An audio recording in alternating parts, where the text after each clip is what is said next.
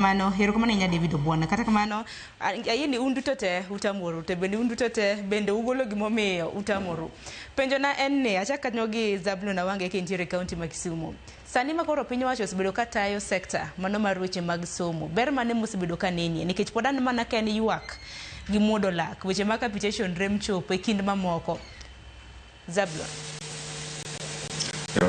kamano Sharon national government kata central government osebedo katayo somo to challenges pe nitie mano to nyaka bedie.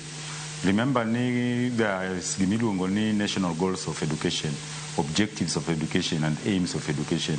Magi nyalo bedo achieved ka centralized education mwasebedo kwatemo.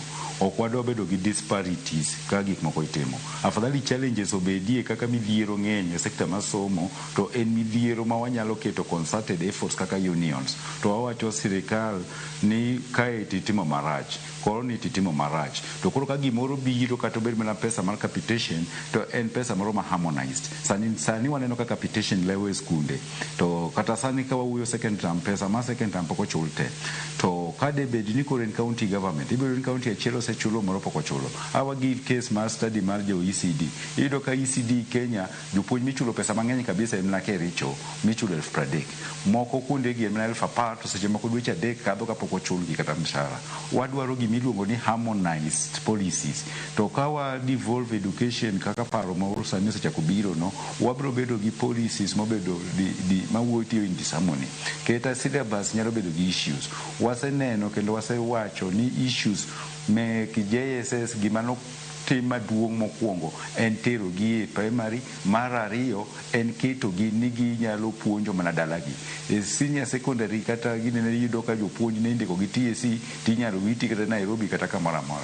Magi to niduoko gi back to their villages. Magi is part of the challenges. Masani wawacho because of those challenges gi onge program mar promotion, gi onge program mar transfer. Nikech iwacho ni gi JSS teachers wacho ni gipuonjo dalau idwaro transfer marne. To seche moko in gi real need of transfer idwaro join your husband ipuonjo Kisumu ka idwaro join your husband in Siaya.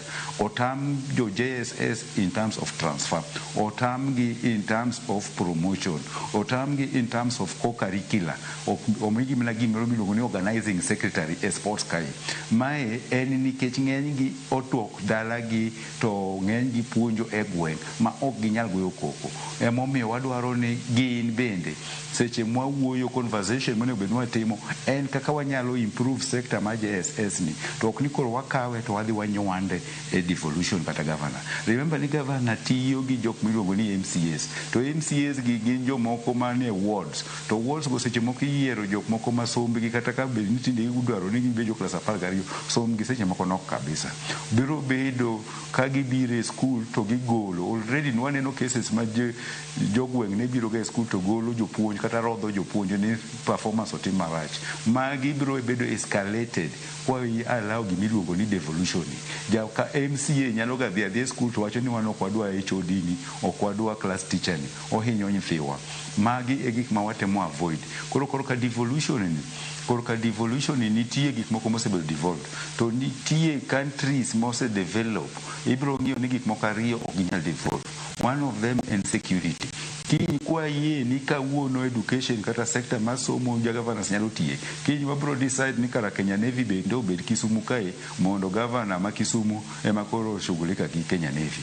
Kata Kenya Army bedo Homa Bay and the rest. Magi gik ma central government ema nyaka ng'it arita kwe to kendo nyaka pangwa kaka wanyalo tiego nyithiwa kendo wang'iyo kaka fees be nyalo bedo gi policy. As much as central government bedo gi issues concerning fee structure to waneno ka nitie harmony. Nyaneno kiwacho ni ok ber ka jatend migao dhi Masabit ng'iyo quality of education. Nitie ministry officials monday areas go miluongo ni quality assurance officers. Nitie sub-county directors, nitie directors, people on the ground. Gin ema submit report. Koro yudo ka places kaka Mandera kata Wajir kata Garissa report iyudo Nairobi to imiyo gi policies ma onego bed ni tiyo godo kata Lamu. Mitiyo godo Loitoktok to mitiyo go Mandera gi Turkana. To kwa devolve somo to wabro yudo ni jogi nene joturkano decide ni gin koro sombgi gidwaro mana concentrate on pastoralism, sombgi gigolo subjects moko. We need harmony ka wayie ni subjects gin magi to gin magi. Concerning Osara, wayie ni there has been issues concerning pesa mimedo gi sirikal, but en gimoro ma en flat rate. Ka en jo C2 omed pesa, tiyudo Jampeketoni omede pesa marom gi Jabusia, de Mandera omed pesa marom gi Jakadiado. To kwa devolve ga gine obro timre kaka wanene ECD cha ma ineno ka seche moko counties moko pesa ng'enye to kunde moko msarati. Jatend union miluongo ni Uwasu kod Dr. Constantine owacho ni gin bende gin gima similar to devolution ma university kata mbalariany ka mbalariany chulo jogi kaka gineno. Koro waseneno universities moko kata mbalariany moko ye lecturers mo stagnate higni 30 pok noidh ngas. Kuonde moko to ni graduate nyoro gi PhD to seketi professor to seketi in promotions madongo dongo piyo piyo. Koro nitie confusion e mbalariany e sector masomo. Kwabdi here ni mano be wakete e primary gi secondary school o senior secondary. Already nwasetimo experiments e ECD to wawacho kendo wanuoyo ni conversation mbaka monego bed ni wagoyo moromo sani en kaka wanyalo kawo jowa manoter e ECD ka oter ka governor gi MCA odwoknwa nikech kata union sani gionge union manyalo defend them. Mano mbaka Zablom wawinji make mana pokwadwa ni waket sector masomo. Ero kama na inya maka gi kanyo mwalimu ang'eni mathoth nitiere manegbe ni watu wake nyakwaro mgajwanga kata kamano negbe na ka yo matin ote magi be aoro bende yor abro bedo kasa